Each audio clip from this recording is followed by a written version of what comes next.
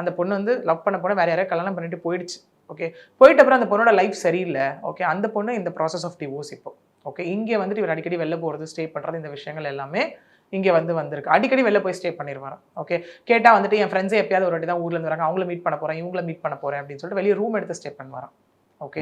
இந்த விஷயம் உங்களுக்கு இது கூட ரிலேட் ஆயிடுச்சு. இவங்க அத கூட கத்தி கேட்கல அவங்க. வாழ்க்கை இப்படிதான் இருக்கும் போல, இப்படிதான் இருக்கும் போலன்னு சொல்லிட்டு அவங்க அந்த மாதிரியே போயிருக்காங்க.